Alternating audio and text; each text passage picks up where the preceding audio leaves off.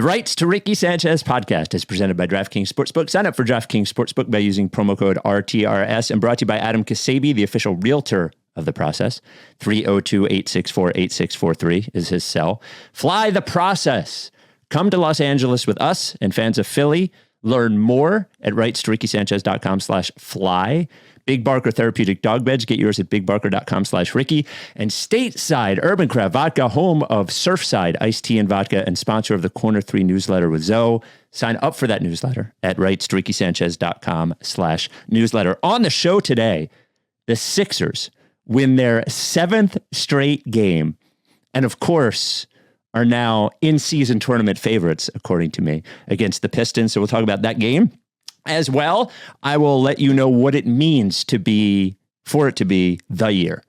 I started saying maybe it's the year. Mike was mad at me. Of course, Zoe always wonders if it's the year or not. I want to sort of spell out what the year means, because I think a lot of people think it means a championship. I don't know if that's exactly what it means. Discuss whether Pascal Siakam is actually better than Tobias Harris, whether Alex Caruso is a big enough upgrade for the Sixers. Also, if there's time, we will get into some updates on our friend, The System. And I have a special guest. I believe the first person I've ever interviewed that worked for me, a former coworker, the legendary WIP morning show host, Angelo Cataldi, will join me. We will reflect on old times, how Philly fans have changed, and talk about his new book, which came out this week, Loud. The book is excellent, and not just because I'm in it and there's nothing bad about me, but because it's an excellent read. You can get it at angelocataldi.com. You can get it personally signed by him there as well.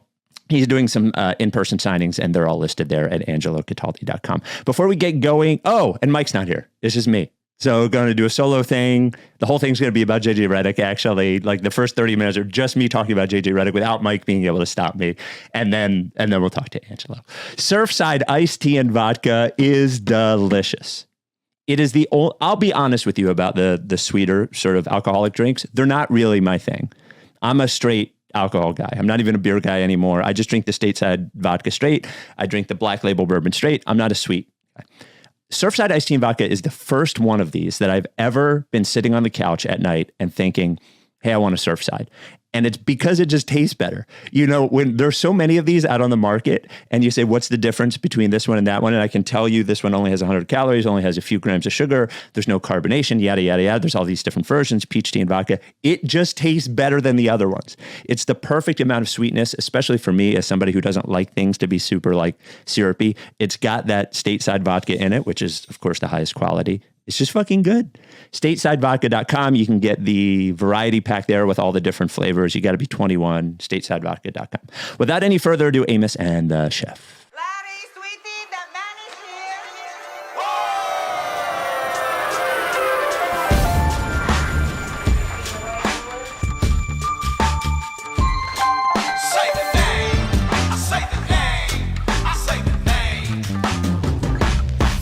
We were right, y'all. We were right.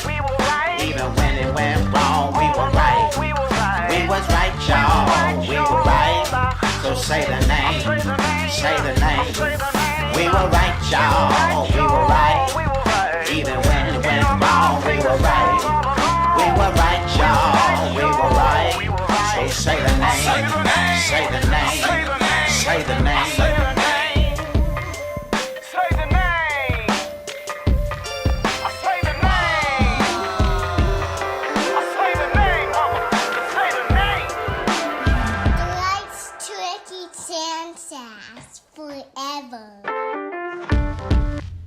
Welcome to the Rights to Ricky Sanchez podcast. I'm Spike Eskin, along with fucking nobody. No Mike. CJ's actually here in case I start to struggle or have a question about something. Pop up for a second just so everybody knows that you're here. Proof that you're here. See, not, you have to be watching, I guess, for that one, but not kidnapped by Coven. So, and by the way, I'm super excited to have Angelo on. I've been thinking about this. I booked it, I don't know, about a week ago. I saw Cindy Webster, who I used to work with at WIP a few weeks ago, and we had talked about having Angelo on. I was trying to figure out the right way to do it. Not having Mike here, maybe a little bit of a bonus for this one, but after reading the book, I'm really excited to have like a real long conversation with him. I worked with Angelo for over a decade, I think, and we had some good talks, but they were always about work. So having a talk about life I think will be fun. So I'm really looking forward to it. Sixers win again last night in Detroit. Of course, Detroit's not that good. They are a little plucky. They have some good players. Mike thinks those players are better than I do.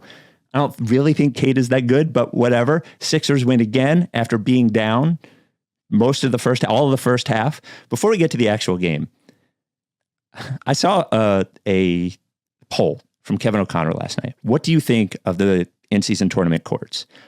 40% of the people thought they were good. Look, I know what it's like to be devil's advocate, and I know what it's like to be the, what's the word I'm talking about, where you just go against what other people say. Whatever that word is. I know what that's like. You're just doing that if you're saying those courts are bad. These courts are objectively horrible. First of all, the design is bad. I'm not a design expert, but I've been doing branding long enough in my job, both with the Ricky, to know when something like looks good and doesn't look good, even if it's not my thing. The courts look fucking terrible. They look like the first version of whatever the courts would be. You know what I mean? Like they look like the mock-up of the concept without anybody actually putting work into them. They're ugly. They don't look good. The second bad thing about it, and I don't know if this is just because of the gray courts, because the Detroit one is gray, but it makes it harder to see the game. I noticed this. Brooklyn has this thing where the court sort of looks like sepia or whatever, like the Instagram filter. It's like this weird color that is a little grayer than normal wood. And it looks neat, but it makes it harder to see the game. I'm watching the game last night, and when the players were in the gray part, and maybe it was the color of their jerseys or whatever, I couldn't see them as well. Look, this is very simple. Regular wood color looks amazing. This is why people like hardwood floors. They like the wood color. Make it look a little old school or something. No need to modernize it. Have a great logo for the in-season tournament and put it at the middle. And then we're fucking done. We don't need all the paint. There's too much paint. There's too much color. The giant fucking trophy looks ridiculous. It's terrible. So the game itself, excuse me for a second. The game itself, I was a little bit nervous about the game until two things happened. And I get nervous all the time now because now I start to expect them to win. And I guess this is when the fun starts to go away, when we start to expect them to win all the time. But when they cut it to 8 at the end of the first half, and then the beginning of the second half, you come out with the Embiid 14-footer that is just like fucking money all the time. And then the Maxey layup, I knew it was over. From that point on, there was just sort of like no turning back. I'm certainly not going to talk about this game as long as I would talk about it if Mike were here. But I want to give you some big picture thoughts after watching it from me. Hang on, my fucking chair. Leave that in, CJ. That's what happens when I don't have Mike to talk. I don't have time to fix my chair without Mike. I love you, Mike. I miss you, Mike. First of all, Tobias Harris is the first thing. Tobias Harris this season, and we keep saying it every podcast because I think we want to savor it while it's happening, continues to be exactly what he needs to be for the Sixers and continues to adjust his game in a way that he is capable of. And that means specifically being deliberate, making quick decisions, and being aggressive. And I think one of the things that happened that caught up with him when he was here with Harden is that they wanted him to change his game in a way that he just wasn't capable of. You know, just because you are capable of shooting 39% from three doesn't mean that you can fire away 9 times a game with abandon. Like everybody has specific, skills. Everybody has specific negatives. And Tobias has both, right? The way that they're asking him to play now is something that he can accomplish. Now, I don't want to jinx it. I don't want it to be midway through the year and all of a sudden we have, Toby. But every time he gets the ball, he goes right into whatever he wants to do. That's the first thing. The second thing is, I'm sort of at the place this year where when Tobias Harris shoots from inside the arc, I think it's going in every time. I would say that aside from the Embiid 14 to 16 footer, the Tobias Harris sort of like dribble into, I don't want to say long two, I don't know what officially is a long two, but dribble into that, whether like anywhere between 10 and 16 feet, I'm 100% confident he does. He seems to, I'm not even looking at the numbers, he seems to be aggressive and getting fouled at the rim. He did last night a couple of times.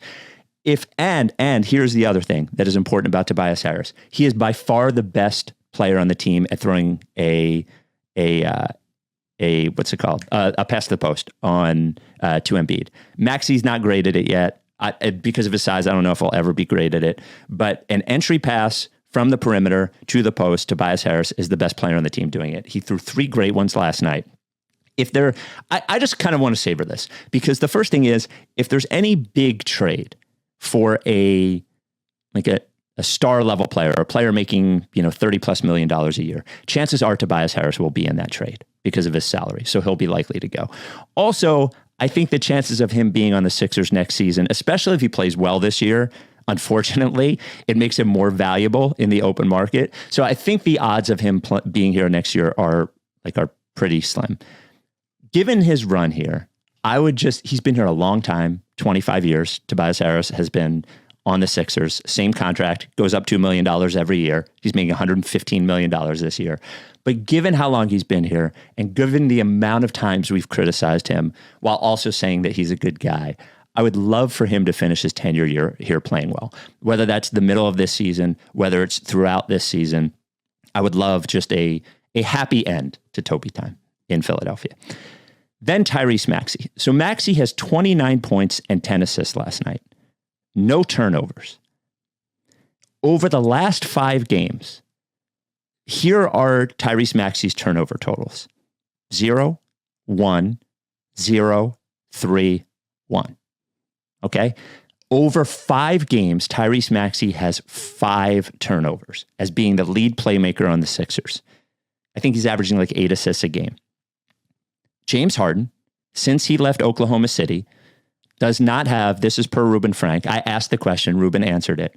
James Harden does not have one 5-game stretch in his entire career after leaving Oklahoma City with 5 assists or 5 turnovers or fewer. Think about the number of games that James Harden has played, the amount of skill he has, where we put him in the hierarchy of guards of all time, and he does not have one 5-game stretch in his entire career post-Oklahoma City with 5 turnovers or fewer. Now, what I will say about him is that the passing part of it, less the passing part of it and more the decision-making part of it, does not seem natural to him. And I think there is a little bit, and I want to be clear. I'm talking about what I'm seeing. I'm not saying he can't fix this. I will never say never, ever, ever, ever. I've spent a lot of time over the last few years saying what Tyrese Maxey is not going to be able to do, and then he does it. So I don't think he can't do this. It's just that I don't think he is doing this, right? So as the decision maker, he kind of has this thing going on like a quarterback who knows who he's going to throw to before the play even starts and make sure he throws that guy's only throwing short passes. Another football analogy here. Take 2-man game in the NBA. Specifically, let's take pick and roll, pick and pop. It's a little bit like, for it to be most effective, it's a little bit like the RPO in football, right? So the benefit of the run pass option in football is that the defense does not know if the quarterback is going to run with the ball or the running back's going to run with the ball or they're going to pass it. And it is that decision that the defense has to make that keeps them uneven, keeps them basically at like a 1-player disadvantage. This is something I learned in the Chip Kelly era, keeping them at a 1-player disadvantage and giving the offense the ability to make that decision. So let's take it to 2-man game with the Sixers, specifically pick and roll, right? The real win in that action is that the defense doesn't know what the ball handler is going to do. He has 2 options. He can score it 3 options, I guess. He can score it himself, by driving off of the screen. He can take a step back, maybe shoot a jump shot, or he can pass it to the other guy who, because of that action, might be open where he is. If the defense doesn't think that any of those options are possible, that this was the problem with Ben Simmons, why Ben Simmons could never run pick and roll, because no one ever feared that he would shoot. Right? So they could just go under the screen. So if the defense doesn't think that you're making a choice there, that you're thinking about that choice, it makes it easier to defend. I sort of get the feeling every time they do it, Maxey knows what he's going to do before he even does it. He doesn't have that Harden thing, which is fine. Harden's one of the best of all time of this, but he doesn't have that thing where he sort of assesses what's going on and then makes the decision. It is, if he's going to be a lead guard, lead playmaker for a championship level team, that is what he has to achieve as a playmaker. Not saying he can't do it. He was outrageous in the second half last night. He keeps chucking away, even though he hasn't shot quite as well from three as he did at the beginning of the season, which we want him to do. Love him. He keeps on growing. But the real question for me, and this is the star hunting question, is can he be the second best player on a championship team? Morey was even wondering whether he could be the first best player, which is a completely fair thing to wonder. All they need for him to be is the second best player to make that trade midseason or offseason a different sort of level. Couple of other things. Covington, thrilled every time he hits a three, makes me feel good inside. I love the guy, but also has 4 steals last night. And, with Nick Nurse as coach of the Sixers, they've obviously made it a point to try to create turnovers and get out and run, especially with Maxey there. Even though he only scored 3 points, having Robert Covington out there with 4 steals in 20 minutes or whatever he played is amazing. And the other thing is that the bench lineups with Embiid are just fucking terrible. This is something we've talked about with not having a real backup point guard. There's just nobody on the court to make plays except for Embiid there. It does sort of make you think that eventually they'll probably put Batum in the starting lineup and not Oubre, because I think having Oubre on the court with Embiid for that would be so much better if he was coming off the bench. I think it would make him more effective offensively. Rights to Ricky Sanchez podcast is brought to you by Adam Ksebe, the official realtor of the process. Bring up my copy. I mean, I could talk about this like the back of my hand. I know his phone number, 302-864-8643. That's his cell number. 302-864-8643 is Adam Ksebe's cell number. He is the official realtor of the process. He will be your partner in buying a home at the Delaware beaches, buying a home in Maryland, buying a home anywhere in Delaware, really. The Delaware beaches like to focus on because so many people in the Philly area go to the Jersey beaches, and they do that because they grew up doing it. And it's fun, right? Whatever. Delaware is slept on, not quite as slept on in the last few years, has all of the same options that Jersey Shore has, the different kind of options, like Rehoboth and Bethany and Lewis and Dewey, all of those different, and you can Google them and find out what's different about all the towns. The better thing about Delaware is the property taxes are much lower, much lower. And I think just from like a quality standpoint, I think Delaware beaches are better. You will need a partner in getting a home at the Delaware beaches. You'll need a true partner in doing that because it's hard now. There's just not a lot of homes on the market. Ksebe, his team at Long and Foster and Bethany Beach will help you. 302-864-8643. That is his cell. You can call him or text him, or adam@processrealtor.com. As well, if you're looking for a home or even looking to sell a home, not in Maryland or Delaware, Ksebe can't do it for you, but he can be your partner. Here's what you do. Call him or text him, send him an email. Tell him what you're looking for, what you're looking to do. What he will do is go through his giant Rolodex of realtors. He will find one for you. He will interview realtors to find the right one for you and pass them along so you don't have to do that work. You have a trusted resource. Adam Ksebe, the official realtor of the process. The year. I tempted fate, as Mike said, tweeting during the Celtics game while the Sixers were up by like 15 points. This may be the year. Now they promptly almost blew the lead, but they won the game. Here is what it means to me. And here is why I am all the way back in, which I think is part and parcel to it being the year. Like, we have to be in for it to be the year. I think when people say, or when I say it's the year, and I'd be curious what Zoe thinks, but when I say it's the year, it doesn't mean I believe the Sixers are specifically likely to win a championship. And I think there are seasons in the history of Philadelphia sports that we can point to. Maybe it's just because of who we are as fans, but I think there are times in our history that we can point to where we have not won a championship, but it was still the year. 01 Sixers was the year. It just was. 93 Phillies was the year.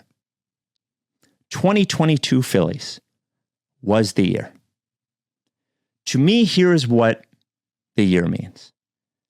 That I have the confidence that if I give my heart and soul to the team, they will give it back. To me, it being the year is like 3 steps. 1, finish the season without shame. Sometimes you lose, but every season since the first playoff season of the process, we have finished the season with some sort of shame. 2, run through the finish line. Do not quit, as we did against the Heat, as we did against the Celtics. And 3, no regrets. Should have played that game. My ankle was bothering me. Should have played. No regrets. When I say this is the year, I believe these Sixers have the ability to finish without shame, run through the finish line, and not have any regrets.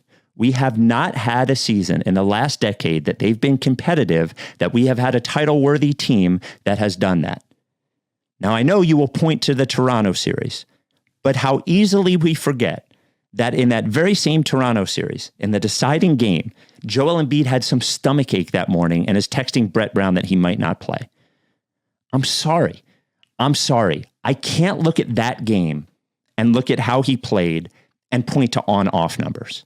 I got to look at the real stats. I have to look at the real stats. I have to look at my eyes.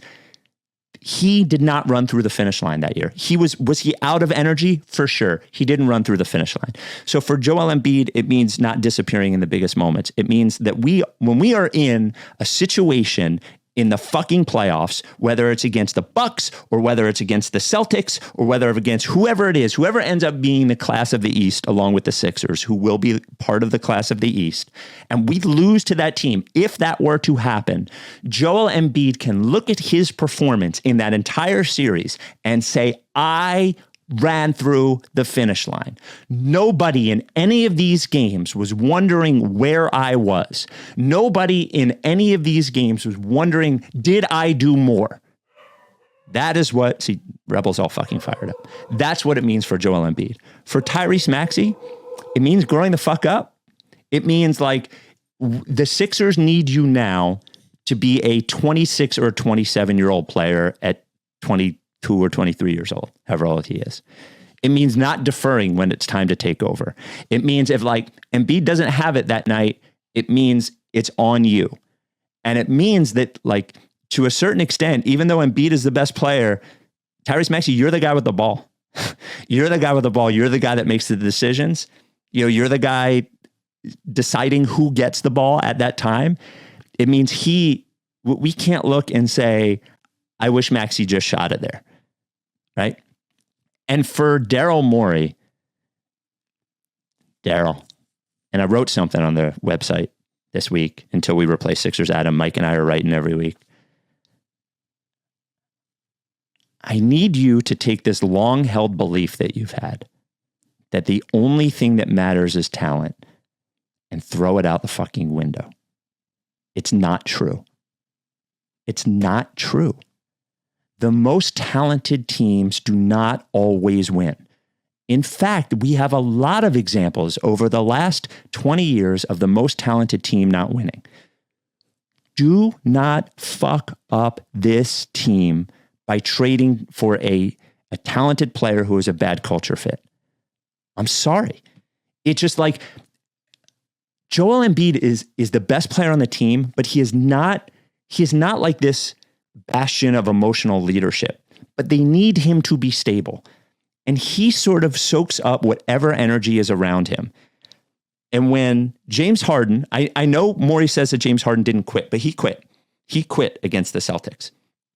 When James Harden was quitting, it was much easier for Joel. This is just reality. We might say we don't want Embiid to be this way, but this is reality. Like, this is who he is, for better or for worse. And I think during the regular season that Joel Embiid and Nikola Jokic are the two best players in the NBA. Like, I think they are. I believe they are. Joel Embiid's playoff failures exist. They're real. They're a problem. But in the regular season, that's who it is. Anyway, in the deciding games against the Celtics, when James Harden quit, Joel Embiid, I know this happened. I know you think I'm making this up. This happened. It is easier for Joel Embiid to look at that guy and say, if that guy's quitting, it's okay for me to quit too. Like, I'm not alone in that. We can't have any of that. We just can't. And if it means the Sixers are a little less talented than they might be if they traded for player X, and your question might be, well, who are you talking about? I'm actually not talking about anybody in particular. What I'm saying is that, Daryl, if you do it, I'm going to call you on it. And if it, not only have you put yourself in a position by making the Harden trade and collecting the picks and the expiring contracts, so on and so forth, not only have you put them in position to win a championship, but now you have put yourself in a position to make a bad decision too. And you cannot make a bad decision. Like, there's no wiggle room. Don't trade for an asshole. The Rights to Ricky Sanchez podcast is brought to you by, first, the Spike Eskin is a Liar t-shirt. Yeah, baby. Baby blue comfort colors t-shirt, long sleeve because it's fall, with maroon, art by our very own Abby, inspired by you know what. It will be pre-sale for one more week. You can just go to kineticskateboarding.com and search Rights to Ricky Sanchez. It'll be there. We'll also put the link in this podcast description. There it is, if you're watching it. It's beautiful, isn't it? Fucking looks great. Great looking t-shirt. The second Abby shirt I think we've ever sold. The first one was the Paul Reed Victory Tour one. This is the second one. The other thing, Fly the Process, heading to Los Angeles. First time we're ever on the West Coast. March 24th, Sixers versus Clippers. Sixers versus the System. System now 0-3. Second fiddle System. Oh man, we're not, depending on how long Angelo goes, I feel like we have to come back around and play that clip with the System. In fact, there's Angelo. So we will go out to Los Angeles in March. We will leave on Friday. We will come back on Monday. The trip will be great. It's the first weekend of March Madness as well. So we'll probably have a party on Saturday. The game is on Sunday. Mike will be there. We'll see if we can get Coach Mike to appear as well. If you want to reserve your spot, we're leaving from Philadelphia on the 24th. Just go to rightstoRickySanchez.com/fly. If you're not going from Philly, if you're already on the West Coast, or if you're coming from somewhere else and you need a custom, custom package, or even like a non-travel package. If you want to book your own travel, you just need like tickets or whatever, send an email to joe@fansoffphilly.com. All of these trips have always been awesome. Last year in San Antonio was great. Of course, we had that wonderful moment with Brett Brown, process hero Brett Brown. Look forward to seeing you in Los Angeles. Long flight. Coming back from Los Angeles sucks. It's terrible. Flying back from the West Coast sucks, but going there is great. You get the few hours back. Anyway, rightstoRickySanchez.com, rightstoRickySanchez.com/fly. That is rightstoRickySanchez.com/fly. As it turns out, I talked so much that we're going to hold the star hunting conversation for when Mike is back, because I want to talk to Mike about the Siakam and Tobias Harris thing. And I want to talk to Mike about Alex Caruso versus DeAnthony Melton, which is a question. Would it be great to have both guys? Yes, of course. But I do think that on some level, it might cost Melton to get Caruso, yada, yada, yada. So we'll talk about that when Mike is back. What I do want to talk about is our new weekly, our weekly segment called The System, which I'm going to do every time. First of all, I will never stop calling James Harden the System, and I will never stop talking about him. He is, until he's gone. He is certainly now in the world of athletes that I will have it in for the rest of his career. We are at a point with the System. And I'll play a great clip, but I want to give context to the clip. Look, the Clippers are 0-3 since the System went to the Clippers. They got obliterated by the Dallas Mavericks last night. I know what he's doing. Two pieces of context to this clip we're going to play. The first thing is, I know what James Harden is doing. James Harden is tanking. He's not trying to lose. But he knows if he does not give his absolute best effort to be the player they want him to be, they will eventually succumb to his wishes and let him do what he wants and dribble the air out of the ball. I guarantee you, I want you to listen to this. I guarantee you that within the next 10 days, James Harden will be the primary point guard and ball handler on the Los Angeles Clippers. Now, you may say, well, that's certainly better than Russell Westbrook being the primary ball handler. And that is true. But Russell Westbrook without the ball, much like Ben Simmons, provides absolutely, positively no value to the Los Angeles Clippers. So if they are going to play Russell Westbrook and they're going to play James Harden, the best way for it to work is with Westbrook to have the ball primarily and Harden to play off him. Harden does have the ability to be a good catch and shoot 3-point. Like, he can do those things. He doesn't want to do those things, so he's not going to. And then the other realization of this, by the way, is it doesn't matter who's a primary ball handler. They're not going to win the title. It actually works a little bit better for us to actually unravel, because then maybe we have a chance of getting Paul George before the deadline, who I'm sure is the guy that Daryl Morey is talking about when he was on the podcast. Sure. I don't know that for a fact. He didn't tell me. I'm sure that is not me reporting anything. That's just my gut. So James Harden is purposely, James Harden has no problem with the Clippers looking bad right now. No problem. He told you exactly what he wanted when he got there. I am not a system player. I am the system. He is not going to comply. He is not going to be the best teammate he can be until he gets the ball in his hands. That's the first thing. Guarantee you. Here's the second thing. We are now at the point with the national media and other local media outlets where they are going to get a lot of credit for saying the same things that we've been saying for months. Me specifically, but in general, that we have, as a fan base, have been saying for months. They are not going to say anything new, but they will have the newly acquired rage and realization of what is happening that is entertaining and is fun to watch. So everything that we start hearing now, as people start saying, it seems like James Harden might not be a winning player. It seems like all of this chaos that he has complained about around him seems like maybe he was causing it himself.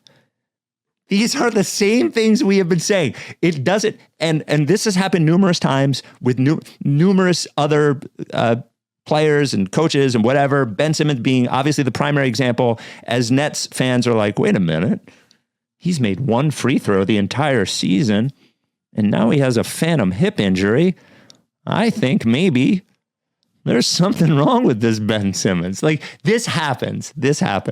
We were already saying these things. It doesn't mean it's not entertaining when other people realize it. So the clip that is going around is worth playing, is worth you hearing. This is Brian Damaris from Bally Sports. I guess it's Bally Sports Southwest or Bally Sports Texas, Bally Sports Southwest, who did a 2-minute rant. I assume he is part of the Mavericks broadcast. That would be my guess. They just lost to the Mavericks. He did a 2-minute rant on James Harden that is excellent, is worth listening to, is worth watching. Hit it, CJ. Ask the producer to pipe this into the Clippers locker room so I can talk to you, James. I hope you're taking notes. I'm telling you in advance, you're welcome for the wisdom I'm about to spew. Because listen, I get on my knees every night and pray for someone to believe in me like Daryl Morey believed in you. You wanted a certain coach, they brought in Mike D'Antoni. You want to play a certain style, they played it. You wanted Dwight Howard, they brought him in and got rid of him when you were tired of him. You wanted Chris Paul, they brought him in and got rid of him when you were tired of him. They brought in your old friend Russell Westbrook. You want to go to Vegas on off days? They looked away. You wanted the team to stay over so you could go out at night. They changed the schedule, and it didn't work. And you know what? You said, I'm going to break up with my whoopee. Not good enough. I see the bright lights in New York. I want to go there. My old pal, Kevin Durant. It's going to work. The big three. And all after 1 year, you wanted out. You realized, oh my gosh, I took this guy for granted, the guy that believed in me. I went back with Daryl Morey. They traded Ben Simmons for you. How did they pull that off? And you know what? You went there and you got a partner who got the MVP. He won the MVP. And what did you say afterwards? You said, they didn't hand me the reins. You're the point guard. You were holding the reins. And what did you do when you had the reins? You scored 9 points in Game 7 against Boston. You blew a 3-2 series lead. So they fired their coach. Not good enough. You broke up with your guy, believed in you again. You said, the bright lights of LA, that's where I want to go. Let's see if that works. Listen, James, have you ever had those friends who had bad roommates? Over and over, they complained about their bad roommates. This guy's terrible, the bad roommate here. They never thought to be self-aware enough that they're the bad roommate. They're the problem. Hey, James, you're the problem. If this doesn't work this year in this system with this team, then you're going to go and point fingers at everybody else, and you're going to go back home and you're going to start swiping right for another team, and there's not going to be anybody left. Because, James, you're not the beard, you're not the system, you're the problem. Hey-o. Oh, and the mic drop, Devin. It does seem like on some level he took one of our podcasts and just like reformatted it. I'm not saying he did that. It is a great rant. Though the one thing, if you're just listening to this, that I think is worth it is to look at his like co-hosts while he's doing that. On these RSNs, these local sports networks, you usually don't get somebody on there just roasting the shit out of a player on the other team. It never happens.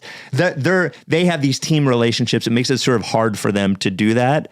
This dude just obliterating James Harden on the other team's broadcast, while you just have to see the woman and the guy that are working with him just staring at him with their mouths wide open as he just obliterates James Harden. It's great. Anyway, glad things are going well for the system. I promise you all the things that I said were going to happen are going to happen. Absolutely. Now we pivot to an interview that, I thought it would be on some level. I think I would have liked to hear Mike talk to Angelo. Mike was a guest a couple of times on Angelo. Mike is a good podcaster, one of the worst radio guests in history. He won't commit to anything. He won't say yes or no. He gives super long answers. You can hear it on the podcast. That's who he is. It's great for podcasts, not great for radio. But I would have liked to, on some level, heard Mike talk to Angelo. If you do not know, Angelo Cataldi was the longtime morning show host at 94 WIP in Philadelphia. He was incredibly successful, a lot of times polarizing, on some level, in a big picture, having his career whittled down to a couple of specific events, whether it be Wing Bowl, which I actually don't think we're going to talk about, but that would be a whole other podcast, the Dirty 30, all of those things. But just a tremendous, tremendous host, somebody that he worked for me, but I learned a lot from Angelo about sports radio working with him, elements of sports radio that I still carry with me as a manager to this day. He actually had a rivalry with my father when they both worked at the same station. And I think I worked with Angelo for over a decade in different roles at WIP. I was the webmaster and social media guy and a host. And then I sort of went to program director and worked with him that way. He wrote a book, a memoir called Loud, that is out now. It is about his entire career. It is an excellent read. If you like sports, if you like sports media, even if you like podcasts, if you don't listen to sports radio, seeing how the other half lives, just an amazing story from a time that we will never sort of be able to relive again. Wing Bowl would never happen good news at this time, but it is a great book about how he became the WIP morning show host, so on and so forth. You can get it at angelocataldi.com. And you can get it signed and personalized there at angelocataldi.com. And he's also doing a few different book signings, and they're listed there all in November. A great Christmas gift for the Philadelphia sports fan in your life. This LA trip you're doing, are you doing it to boo James Harden? Is that the plan? I actually wanted to bring that up to you when we talked about the Dirty 30, because funny enough, so we tried to go to Minnesota one year. And the reason we wanted to go is because Sixers players got traded to Minnesota for Jimmy Butler. It was Dario Saric and Robert Covington. So we wanted to just go and cheer them. So my brother-in-law, Joe, who runs Fans of Philly, reaches out to the Timberwolves, and most teams are very understanding about us buying tickets. And the Timberwolves told us no. And their director of ticket sales is from Philadelphia. And he said no. Wow. because he was worried. Joe had to make a $10,000 donation to the Minnesota Timberwolves charitable fund so we could buy tickets. So we don't go to boo anyone because we don't want any trouble anywhere. I think that's your fault. Oh, well, as you know, that is how I made a living for 33 years, Spike. And it saddens me to see more and more that those kind of receptions that we are famous for in Philadelphia are not as fashionable. They're really not. It's kind of going the other way now. I got out just in time. Yeah, times have changed. I don't think it's gone, but I think the difference that I see now is that when things are positive, people just want everybody to be happy and not because I have that contrarian gene in me too.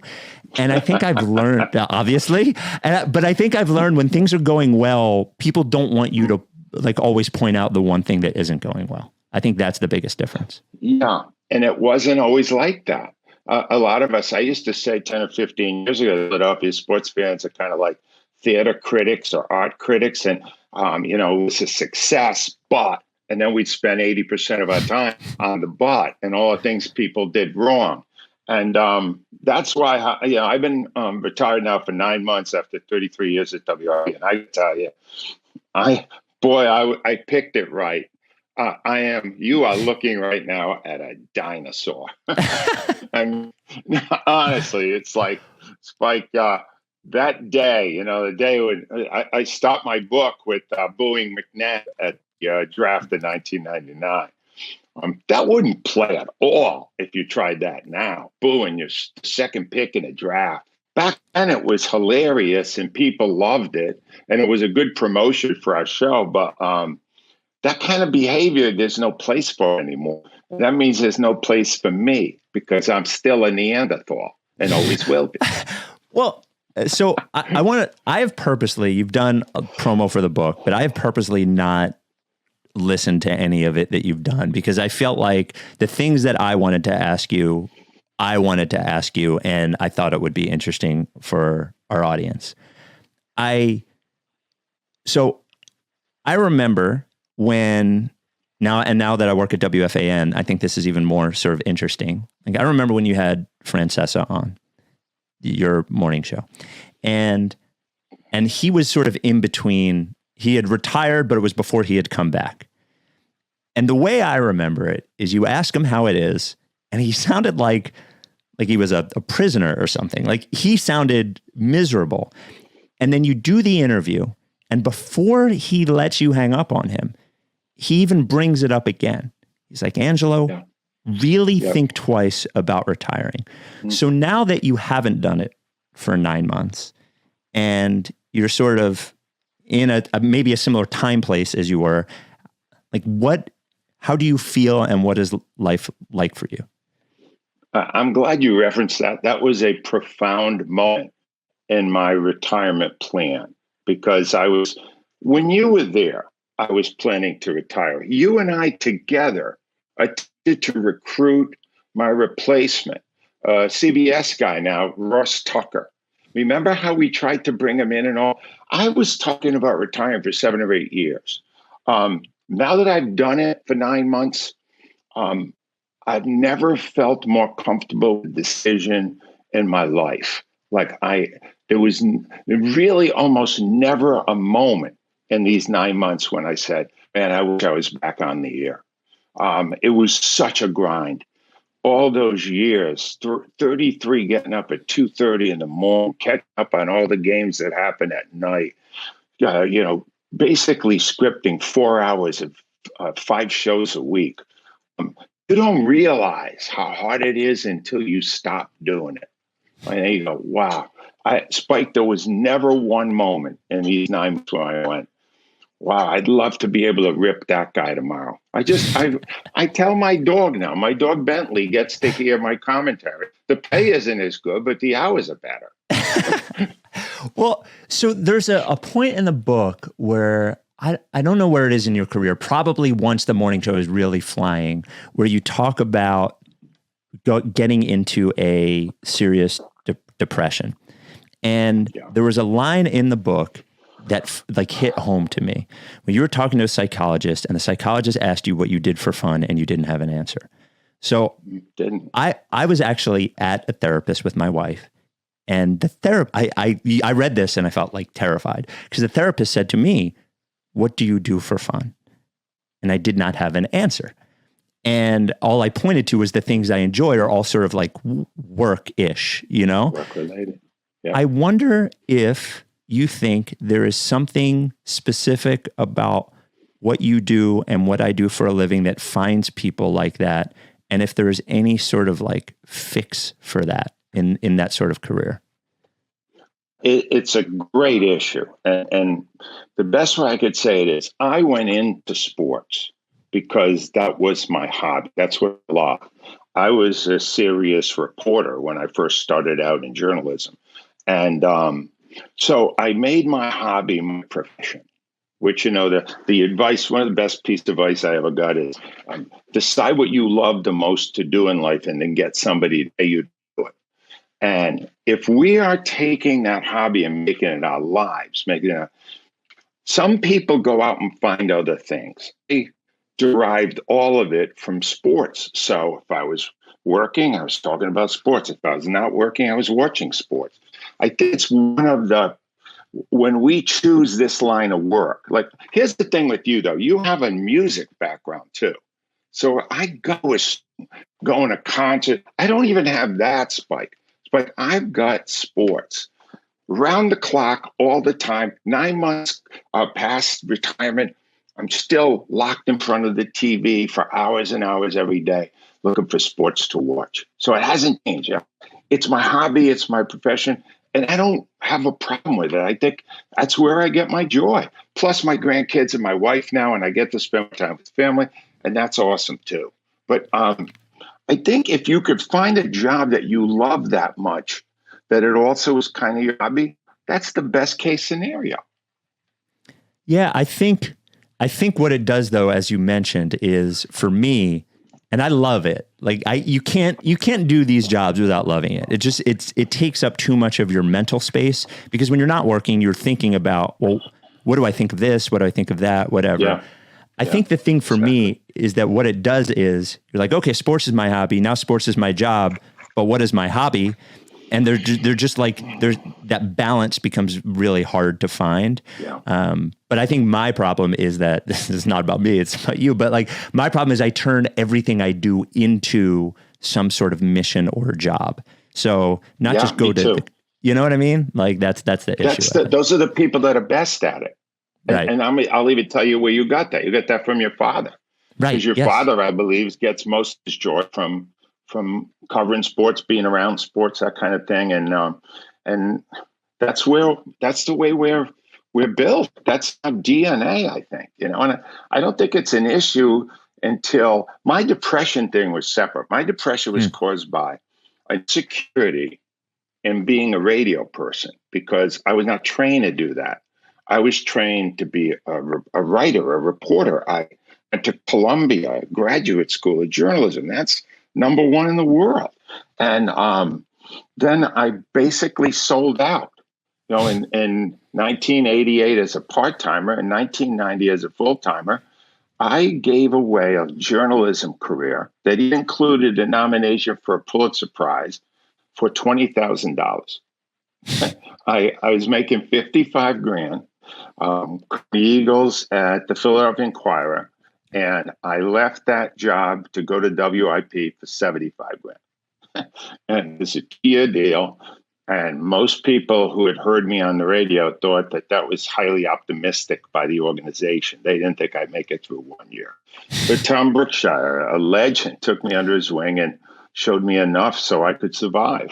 But I sold out. And that's part of the thing in the book that I embrace because it was the right decision. Newspapers over the past 30 years have been in steady decline, and radio pays better, pays a lot better. And it was more fun. So, Spike, it was fun. Yeah. I told a couple of people at fan. I was like, if we're doing this right, we'll make the beat reporters mad at us. And that is, I think that's true a lot. So I think going from being a serious journalist to being a radio host is specifically interesting. Like at the beginning of sports radio, it was a lot of journalists who were doing it. The thing that I find most fascinating about the conflict of the two is that as a journalist, your mission should be truth. But as a radio host, though you're not lying, but your mission is entertainment. And there's like this one part in the book where you're talking about Al Morgani, who is your longtime co-host, going to the Honk for Herschel thing, where there are, it was this thing that you guys were doing. We're getting people to get the Eagles to sign Herschel Walker, and Al goes to this parking lot and says there's hundreds of cars, but really there's only a couple of dozen cars. Now, it's not like a meaningful lie, but it is a lie that makes the radio show sound better that you wouldn't be able to do as a journalist. So I guess my question is, in your time being an entertainer, but with the DNA of a journalist, how many times did you come up with a conflict of, you know what I mean? Like that isn't necessarily true, I guess. I created a very weird line of demarcation between journalist and entertainer. When I was doing the show, and that was bellowing, yelling, screaming, whatever, ripping into somebody, which I did pretty much every day, I was the entertainer. When I was doing an interview, I was still the journalist. And I literally turned the switch. And it was like so people would always go, oh my God, when you're doing an interview, you sound so different than when you did the other thing. Well, I'm doing an interview, and I did get good training in doing an interview. I knew how to do an interview. So I used that training to see if I could get real information out of a newsmaker. The rest of the time was basically, if somebody's driving into work, I want to give them a laugh. I want to, provoke them a little bit, give them a needle, whatever talk. But I just separated the two things. I from the very beginning, I just went, well, I could still use what I learned in journalism, but it's not gonna pay the bills. I have to do that other stuff to get more people to listen. It was interesting working with you and sometimes being in the process of booking an interview for you. It was always interesting to explain to somebody, whether it be a PR person or an interview subject. Yes, he's yelling like a lunatic at this point, but when he talks to you, even if he asks you hard questions, he will be respectful and smart. And I guess it was very hard for people to understand that though that was you yelling, that they're sort of like different versions of you, and you pulled those different versions out depending on the time, Yeah, but sometimes the overlap caused problems for me because I would be screaming about somebody. One guy I couldn't stand was the president of the Eagles for many years, Joe Banner. Yeah. And then Joe would, for some reason, come on the show, and my tone would lower and my questions would be still difficult. I would still challenge him, but I wouldn't do it in anywhere close to the tone I was using when he wasn't there. The heat I took for that, I was a tough guy until the guy was in front of me. And it was like, then we had this other balancing act, Spike, which you could relate to great. We were the rights holder. We were doing the Eagles games. So, I can't imagine how many times you took calls from the Eagles or the Phillies or any of the teams because we were saying things as business partners, we're trashing our partner. And, that was another thing. And, on that one, I was so lucky that I had companies, bosses, CBS, Infinity Broadcasting, Odyssey, who understood that if we didn't do that we were losing the currency we used in our business. We needed to have the ability to do that, but people wouldn't listen. They wanted to know we were calling them straight. So there was all these tug of wars going on. But the truth is, the first day I did a full-time radio show, I was called in by Tom Bigby, who was the program director at WIP, and who I trashed really bad in the book. All right. But I also give some credit to, but I trash him. He was such a bad guy to deal with that in 1995, I got my agent to write a clause in my contract saying that he could not speak directly to me without my permission. And they allowed it. By the way, in the book, I have the clause in the book. Yeah, the clause is in there because I had heard that clause was, you had always talked about it. And then other people told me, nah, that didn't really happen, but it's there in the book. Page 5. I took it right from the actual contract so people knew it was true. And, but the bottom line on it, the first day he brings me in after the show, I thought I had hit a home run, Brookie would give me supportive comments. And he went, how do you think you did today? And I went, I think it was pretty solid, pretty good. He went, no. He said, you are no longer doing journalism. And this is entertainment. I did not hire you for the journalist. I want you to go out there and make fun of people and make jokes and laugh and scream and wake up these people. And so I guess I spent one day in journalism and radio as a full-timer before I completely threw it away. I said, no, that's not going to work. I better do it the other way. And then within 5 years, I totally tuned out the man who gave me that advice. Well, before we go past this, I do want to give credit to, I also think I think we had a part of it at the radio station in managing that, obviously, but I have to give credit to the Eagles and give credit to the Sixers and give credit to the Phillies in that they changed as organizations and we had very clear lines about what was over the line. And they were very smart about never bothering me with anything that was not over the line. And I thought that was always fair. I give them credit for that, They found the right definition. It basically was you could attack a decision or something that happened, but don't attack the person, no personal. And man, I'd love to say we never went over that line, but sometimes you get all fired up, and then you or someone would have to remember, you call that guy an idiot. You can't do that.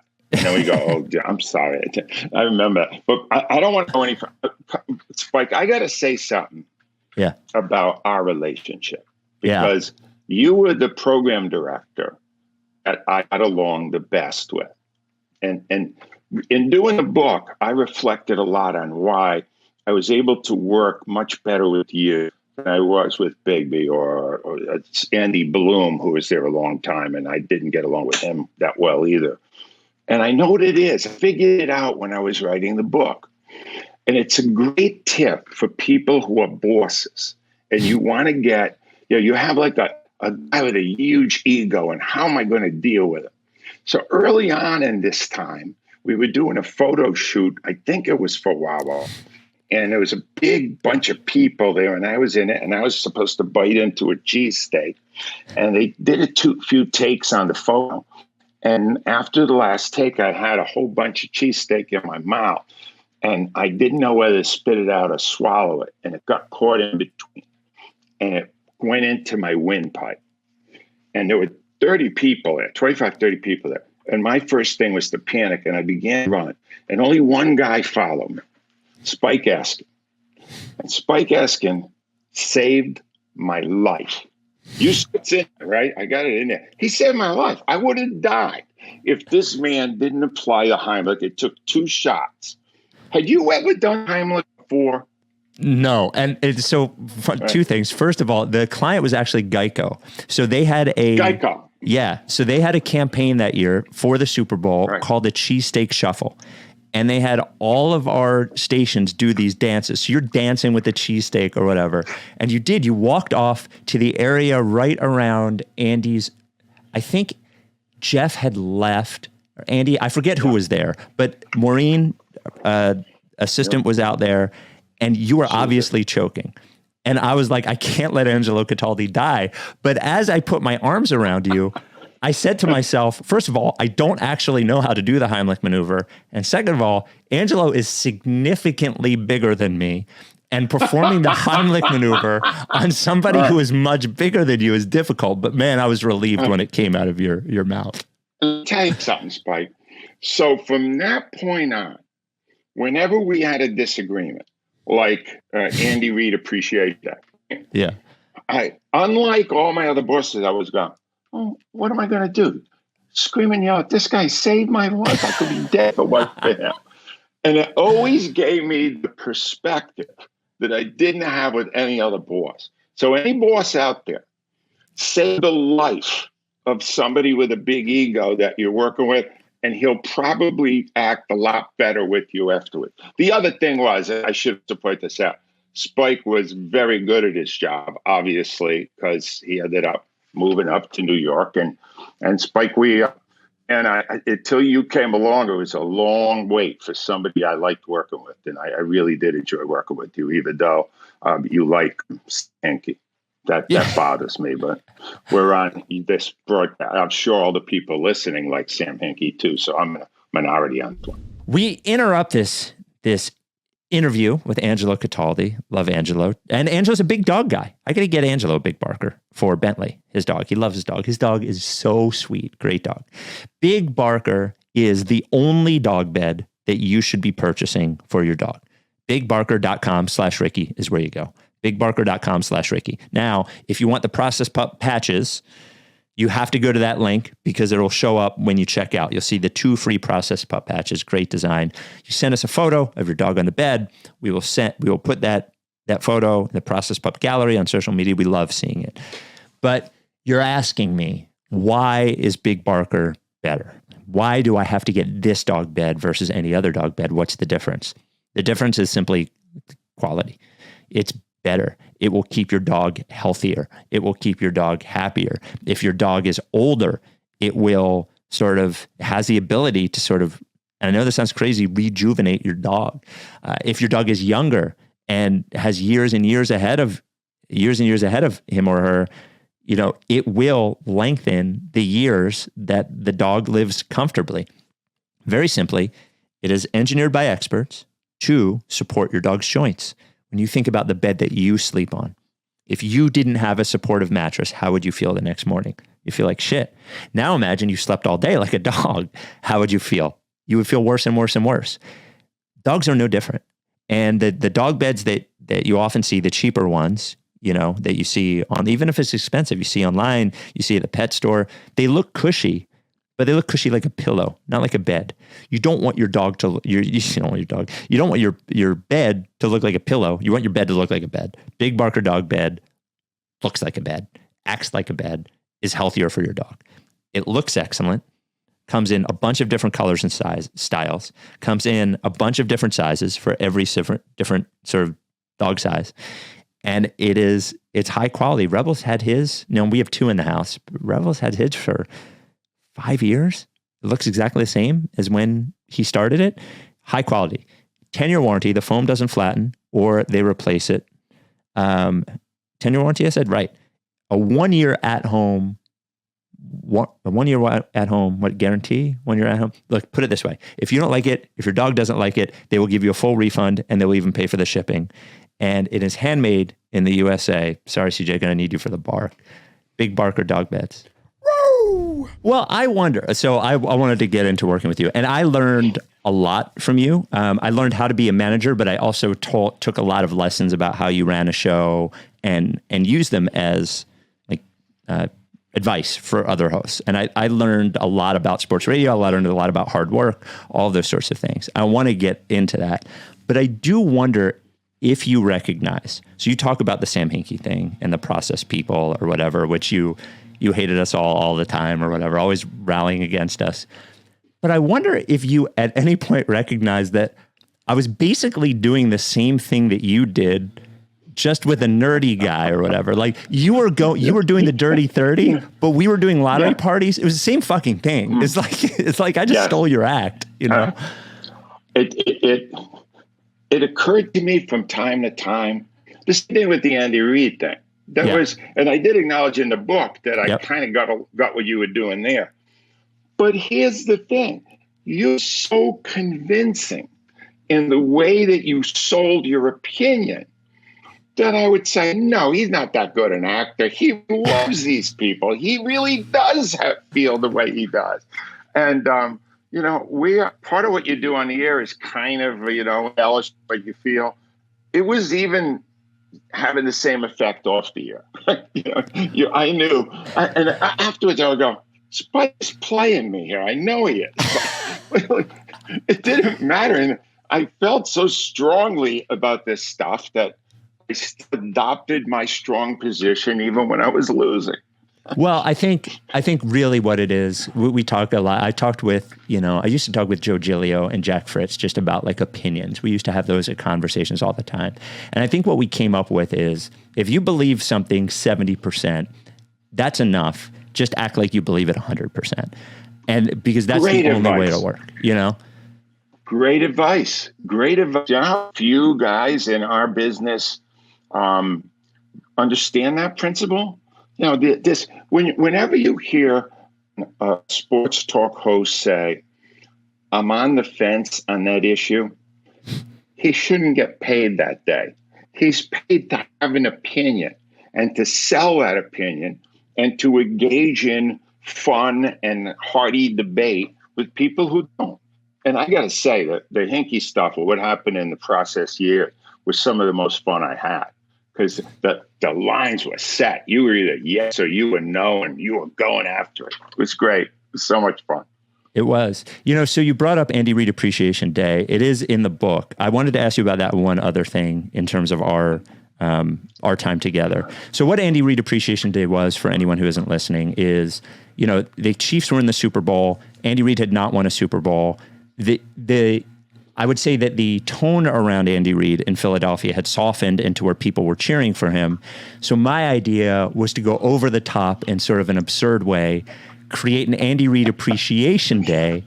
We had T-shirts, all this, and in my gut, I was like, we just need a few people on the station to like call bullshit on it. I know Angelo will call bullshit on it.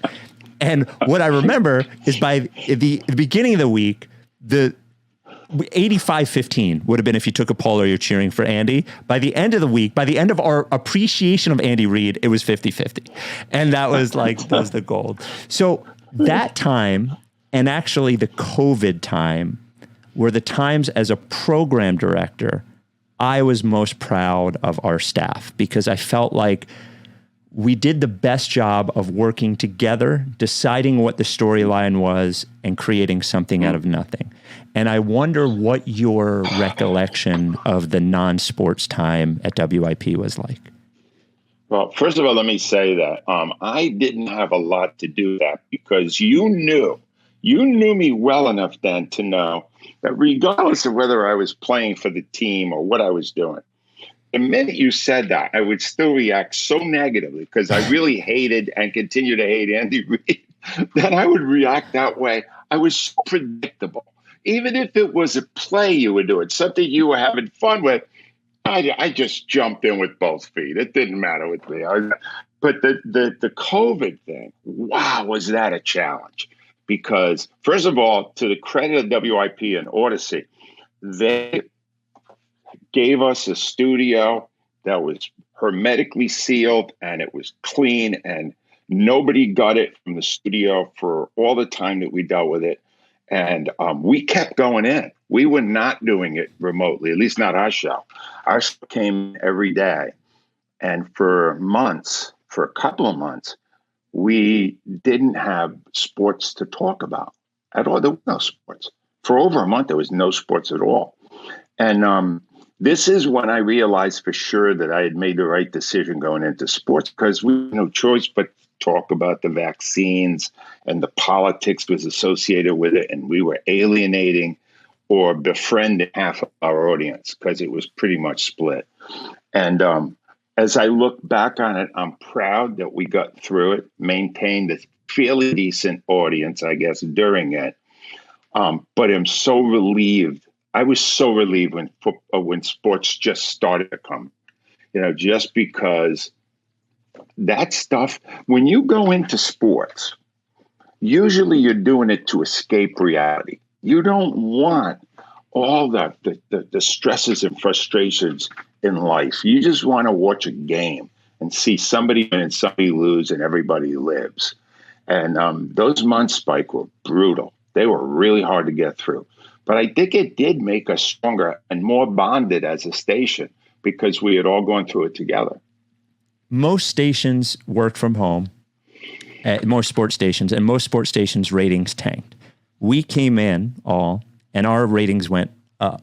And I gave our boss, David Yadgroff, first of all, I have to give DeCamera credit. Andy Reid Appreciation Day was me and DeCamera sitting at some sports writer award banquet talking about it together. So it was us together. But as far as COVID, I give Yadgroff a lot of credit because I was going to keep coming in. Alex Silverman, our program director of KYW, was going to keep coming in. And he sort of trusted me with, he was like, look, you decide. And he asked me at one point, he goes, aren't you going in? Isn't that making it more dangerous for them? And I said, I can't ask them to go in every day without me going in every day. And honestly, for like 6 weeks, my job was like keeping people away from each other, getting antibacterial wipes. Like, you know, it was but I do think it brought us together. And I do think it was I would say, honestly, for a bad time in the world, from a work perspective, I'm more proud of that time than any other time in the history of my career. Yeah. Because honestly, we worked at a sports station where there was no sports and people still listen. That's a credit to you and the people in management who found a way for us to do it. And we did. And I covered that in the book. And it was like, that was probably the most serious part in the whole book. Because what can you say about COVID that's funny?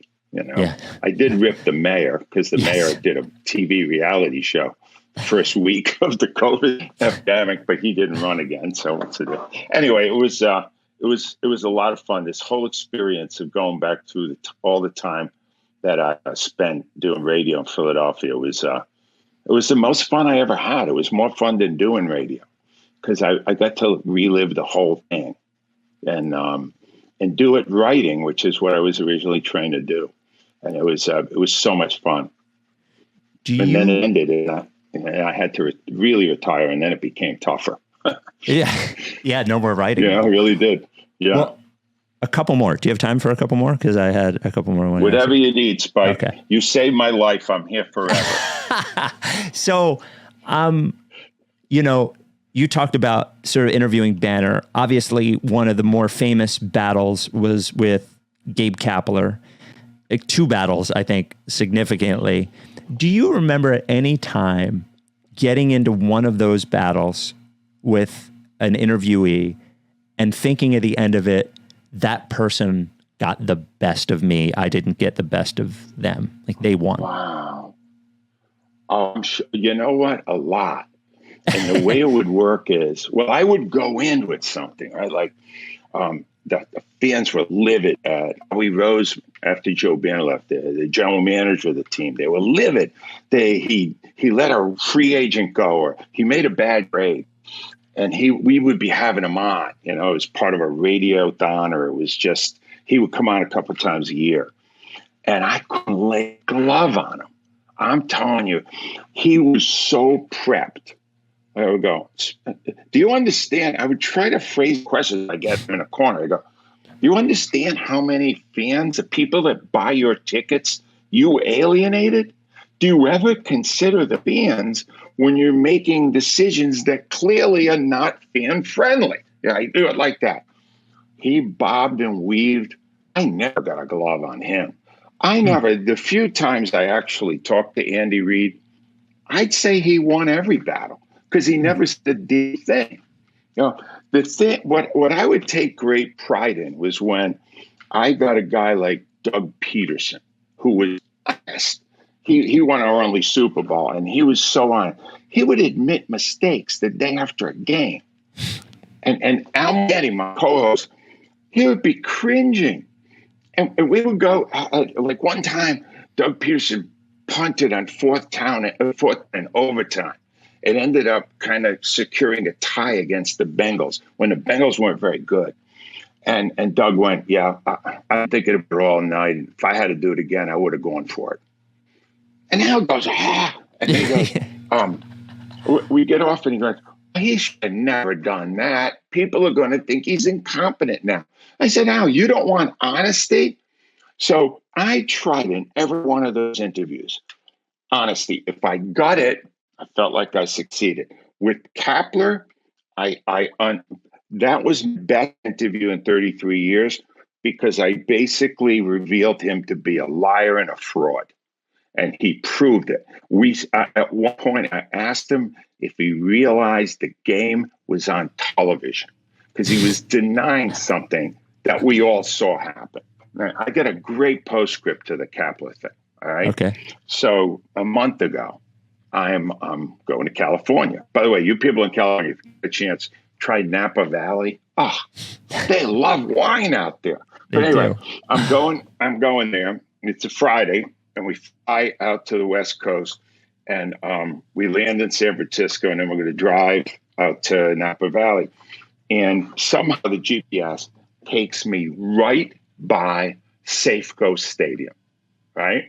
And my wife is there, and she knows how much I hate Cap. And I look at the stadium. I point. We're in a traffic jam. We are parked right in front of the stadium. And I point to the stadium. I go, Gail, that jerk Gabe Kapler is in there right now. I know he is. It's the final weekend of the baseball season. And she goes, oh, could you just give it up? You're retired now. Let it go. We get to the hotel an hour later, and I turn on the TV, and Gabe Kapler was fired. And I prefer to believe now, Spike, that as I was going past Safeco Stadium, he was getting fired. He had just gotten fired, and he glanced out the window and saw my smiling face. Would that not be the perfect script of all time? It would be. True story. He got fired the day I went there. It was great. The thing about Kapler, he was a liar. He was a liar. He could not deal with the fact that he could not convince the entire city of Philadelphia to think differently. He wouldn't just accept the way people were. Nope. And it drove him crazy. He wanted them to be his way. And his way was weird. Nobody was banana. Nobody was.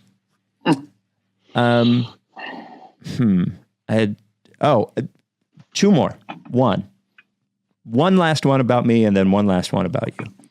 Was there ever a time that you were sitting at home while I was program director and you were like, I can't believe Howard Eskin's son is my boss? I honestly, to this day, think you were left on the doorstep.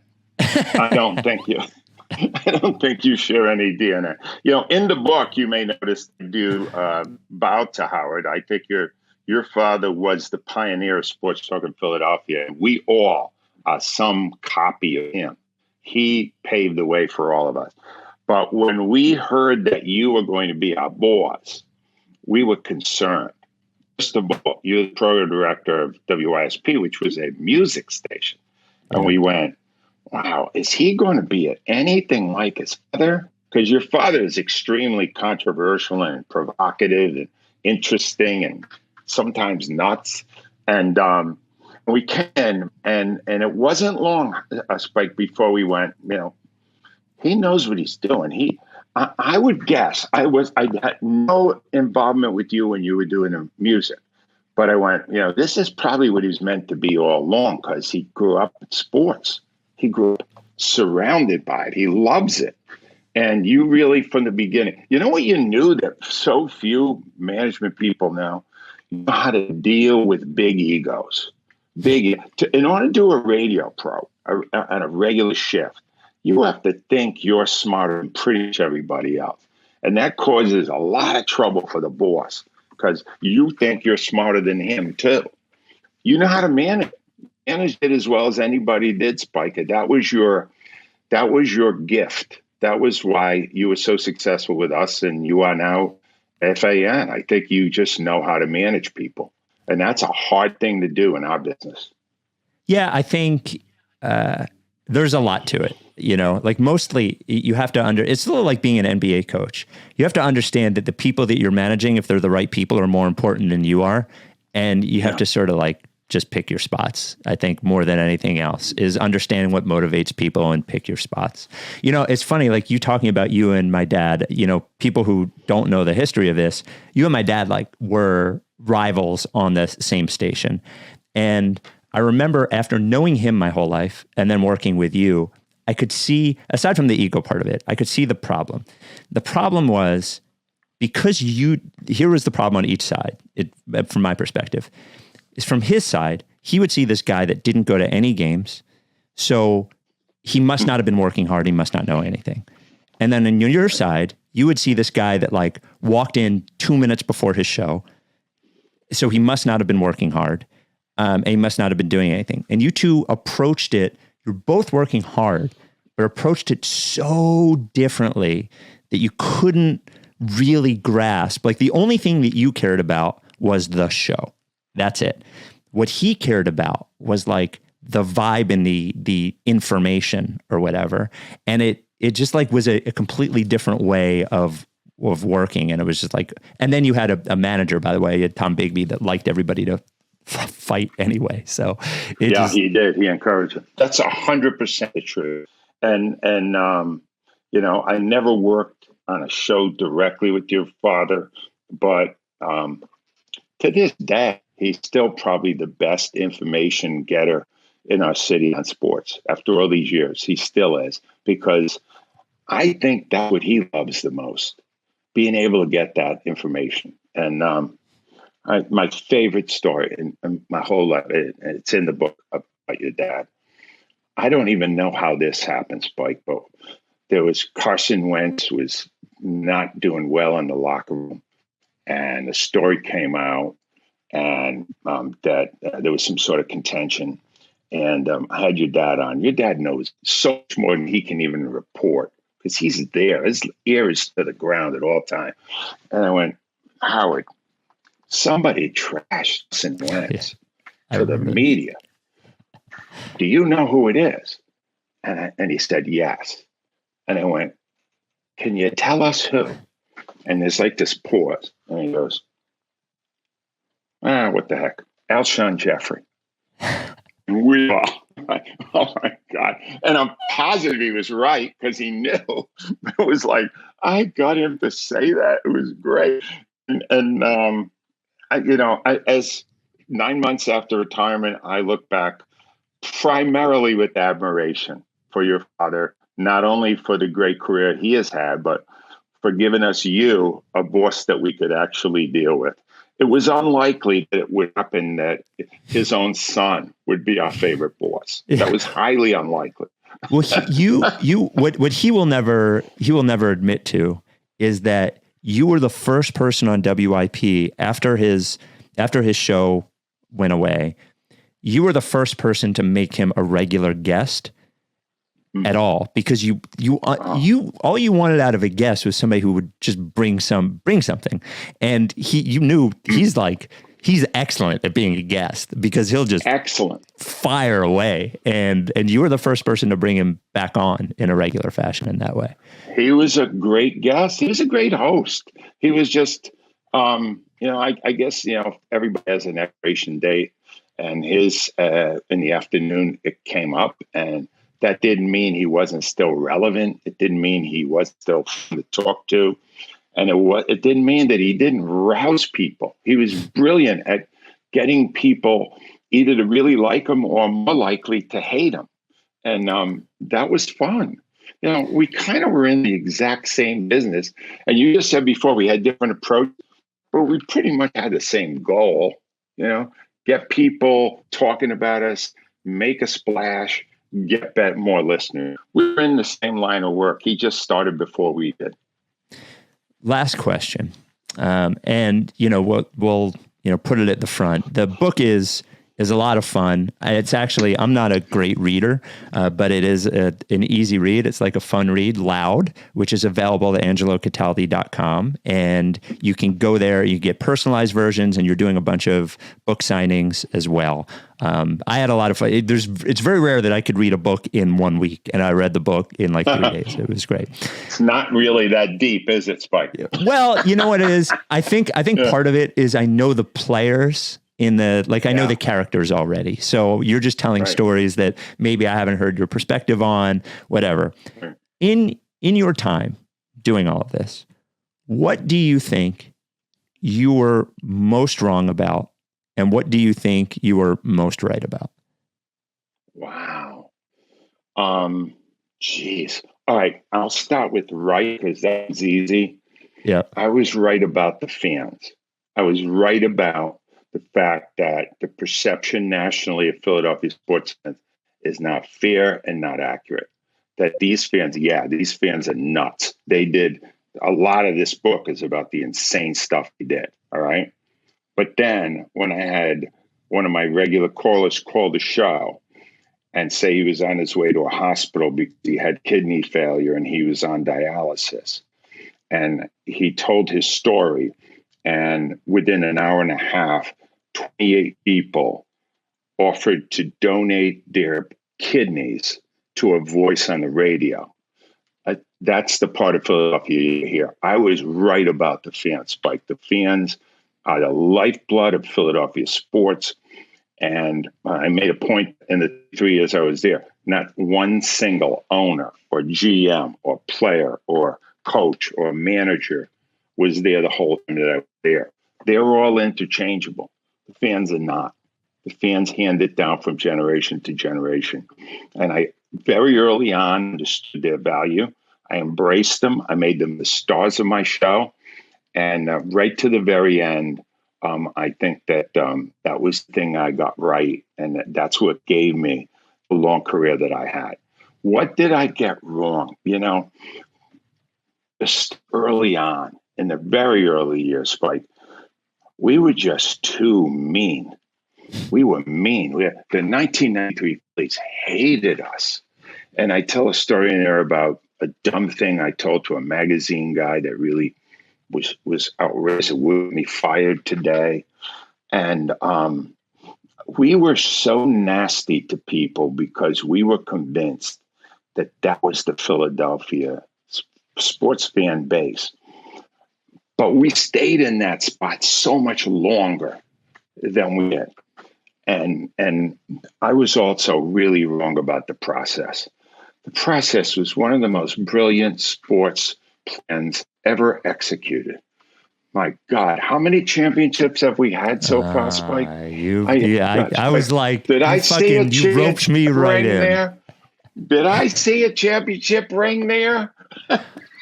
All I will say, Spike, I had to do it. You roped me right the fuck in, and my response to you is this, because it is one thing that you and my father are on the same page about, is that when they fired Hinkie, they brought it, and I don't remember your reaction.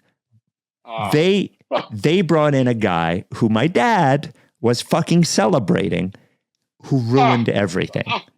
Brian Colangelo ruined everything. I do truly believe that I don't know what would have happened if Sam stayed, but I do know that the people that followed him ruined a lot of things. You know what I mean? Like, they made it harder for them to succeed, I think.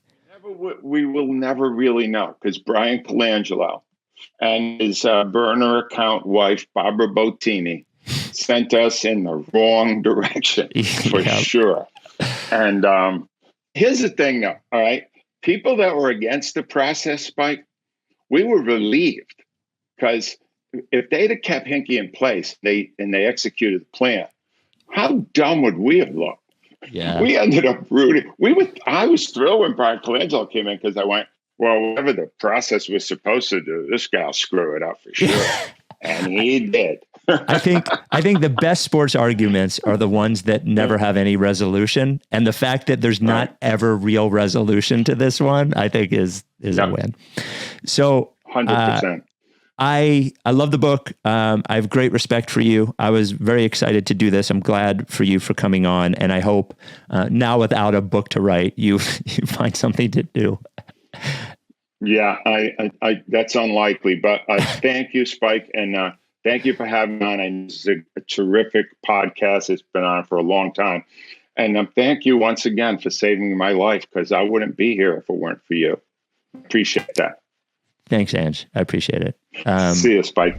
Thanks to Angelo, of course, for coming on the pod. It was great to work with Angelo. It was great to see and talk to Angelo again. Hopefully he finds something to do now that the book is done. But it is a great book, and I recommend it. Thank you for listening to me talk by myself. Mike will be back for the next pod, but I won't be back for the next pod because I'm having hip surgery on Tuesday. Fuck, we'll have to hold Star Hunting to the weekend. And then the music. Mike's not going to play the music. If you don't fuck with me. Well, Mike's not going to do Star Hunting either. We'll talk to you next time. If you don't fuck with me. CJ, are you down with TTP? Then I won't fuck Yes, with you know, look face. If you don't fuck with me, then I won't fuck with you. If you don't fuck with me, Then I won't fuck with you. But if you fuck with me. Time for plan B.